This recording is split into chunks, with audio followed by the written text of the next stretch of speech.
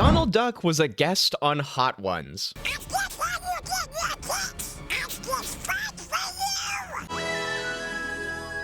It was kind of charming, kind of awkward, kind of funny, and kind of felt like a Disney advertisement, but not totally. No matter how you feel about it, today I'm going to take a closer look and explain why this is a media piece that has so many layers to it you actually don't even fucking know. Yes, the Donald Duck Hot Ones interview actually has so much depth to it.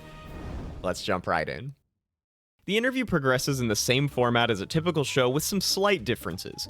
This is only 8-ish minutes and usually episodes are closer to 20-25. This is obviously scripted all the way through and Sean is acting out talking in person for real with Donald and they're just animating him in post and, you know, kind of filling in the acting parts. And honestly, the acting between Evan and Donald reads as pretty silly and awkward in my opinion. Didn't you pay for that, though? Shut up, Sean! But it's not altogether lacking a charming experience. It definitely feels like campy and fake, but, you know, maybe there's some chemistry between the two there. Let me know what you think. Donald? Donald, are you okay? I'm fine. Another interesting change is the hot sauces are not the Hot Ones hot sauces that we usually see on the lineup. In fact, they changed them all to Disney-related ones, which I actually thought was kind of cool. I'm not a fan of greedy companies, but I am a fan of art, and Disney has undoubtedly created a bunch of brilliant art in their long-running history, and I can appreciate good Easter eggs here and there, and these were kind of fun. This first one is called The Queen of Roasted Hearts.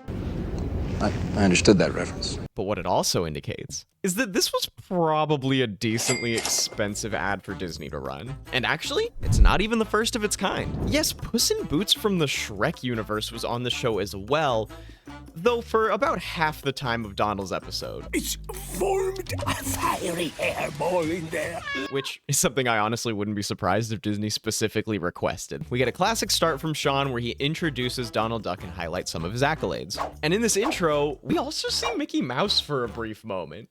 Also fully animated and voice acted. Hiya. Granted, not with all that many lines, and we'll touch more on Mickey's presence later. Keep him in the back of your head. As for the interview itself, it was actually really informative and interesting. We learn about Donald's origins and animation history, his early days with the Disney company, obviously a few moments that just showcase the duck's infamously chill personality. And we even learned his middle name, which I didn't know he had. Yeah, fine, you boy. Walt Disney said it was funny. Daddy issues. I didn't know anything about that. The interview progresses as Donald Duck lists a lot of these facts about himself in his classic Donald personality. And then obviously there's the hot sauce is hot moments.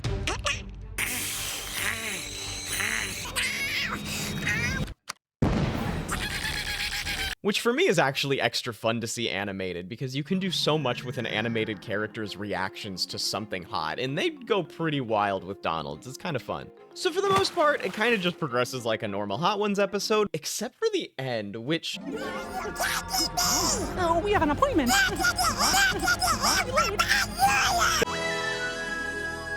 And that is the last wing that they tackle is so hot for Donald that he gets verbally abusive and Sean starts raging really hard, and as Mickey Mouse comes on screen to drag Donald away, Donald is threatening to sue Sean, and what I can only describe as the most Disney thing I've ever seen in my life.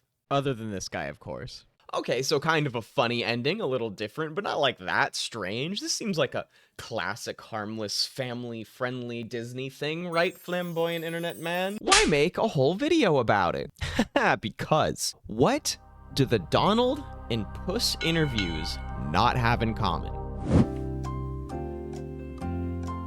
A lot of things. That's a terrible hypothetical for priming you with an expectation of what I'm actually going to say. Which specifically is the advertisement. Puss in Boots came out right before Puss in Boots 2: The Last Wish, so it was a very clear advertisement for a relevant upcoming film. And of the description of that video, it even says you can catch Puss's latest adventures in DreamWorks Animation's Puss in Boots: The Last Wish in theaters everywhere December 21st. So wait a minute, why is Disney even doing this episode right now? Is there a Donald Duck property on the way?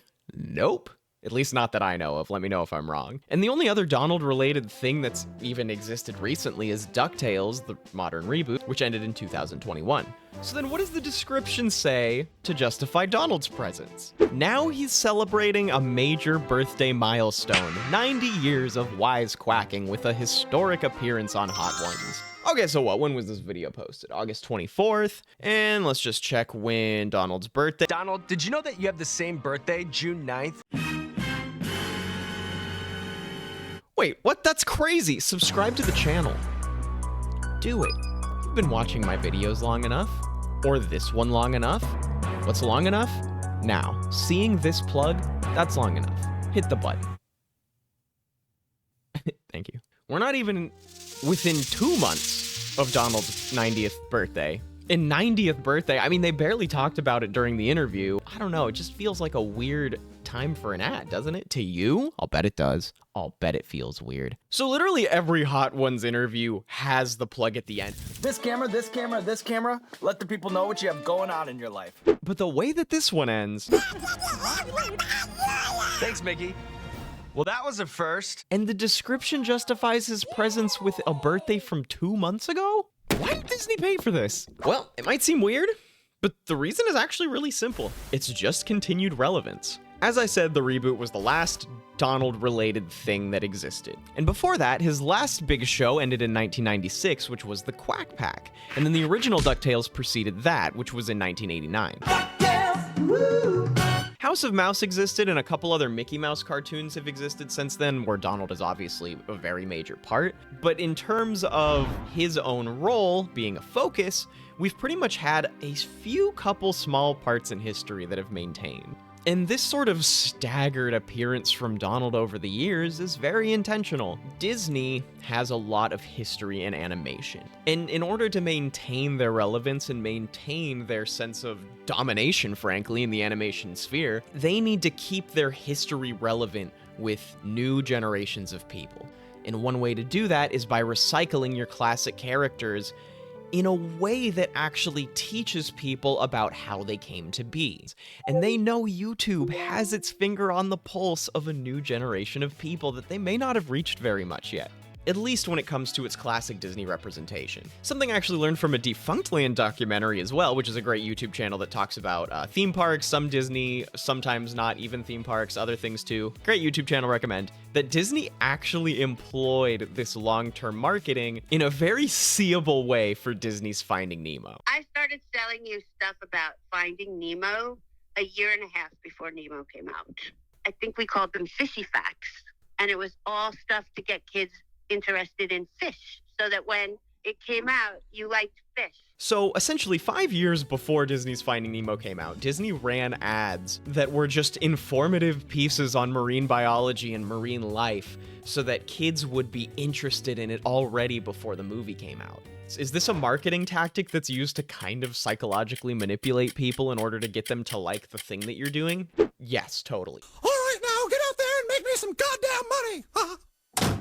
But guys, the way that Disney is manipulating people is by informing them about nature for a nature-related film and getting kids excited about marine life, and then in this case, getting people excited about animation history and the art of animation in the history of these beloved characters. That's not really that bad of a thing. Okay, so some of you might still be saying, like, this is still pretty obvious. Like, sure, it's maybe a weird ad at face value, but of course it's still just an ad so that people know who Donald Duck is. Like, duh, it's a Donald interview. Still, why would you make a video about this? Well, not only is it cool to just share this because it's an amazing look at classic Disney culture and all the things that I just mentioned, and it's fun that maybe I can provide just a little bit more context for the audience about the marketing side of it, because that's what I do. Thank you. You're too kind, but I do deserve it. But I think this means a couple other cool and significant things for media. Though this is a persistent marketing tactic with Disney, that's not all it is as an isolated media piece. There was clearly some artistic intent put into the art, design, and dialogue of this interaction. I mean, I joked about this ending and how it's the most Disney thing ever for Donald to be dragged away by the mouse threatening to sue, but that's clearly an intentional choice to do it that way because they know that they don't have a real plug to do at the end. And that's really funny. Like, that's actually just an enjoyable thing to see as a standalone art piece. That is so self-aware and honestly so Disney, it doesn't even feel right for Disney to do it. Another thing is, though this isn't like perfectly animated, you can see that the reality animation blend is kind of rough at times. But come on, it's not like a big awards show that's known to do stunts like this in the past. Thanks. Now, I would like to introduce my distinguished co-presenter. You know, just to be nominated. We won! This moment is so much bigger than me. This moment is for all the nameless, faceless gators who came before. Yes, it is just a nomination. This isn't gonna end up on YouTube, is it? I'm sure that this had less of a budget, and it still looks pretty good. Though it's a silly thing to think about in retrospect, this is a moment in animation history for live-action animation hybrid style. It's kind of rare. We don't see it that often. I mentioned Roger Rabbit earlier in this video, and that's one of the crowning achievements of something like that happening. And I like the style. I think it's cool. So it's always exciting to see, even when it's just a short thing like this. So yes, though the Hot Ones team was probably compensated quite well for this, it doesn't really read like a complete advertisement soulless plug. We like the Hot Ones guy, and we don't totally hate everything about Disney. At least some of us don't, still. There is real joy and humor to this. And I think it's actually pretty cool that Disney not only allowed something like this to happen, but even requested it, and decided that this is a valid place for a character showcase. I wonder if there might actually be more of these from Disney in the future. Be sure to join us on the next episode when our Disney guest will be Bambi. And this actually brings me to my last point, that Disney and DreamWorks are very much recognizing YouTube for the media powerhouse that it is right now. Not having Donald showing up on Jimmy Kimmel or Jay Leno. And don't get me wrong, I'm sure Disney makes their presence known on lots of other shows as well, but the fact that both Disney and DreamWorks have decided to put their time and advertisement money into Hot Ones, it's really exciting for a content creator myself, and kind of exciting for the platform of YouTube in general. Disney's had a good history of releasing pilot episodes on YouTube for free as well to increase viewership, and I think that's also really great because it's slowly pushing us away from the subscription model, which if you've been watching my videos for a while, you know that that is my secret agenda. I do not like the subscription model. I've studied it, and it is very much more beneficial to the companies than the viewer.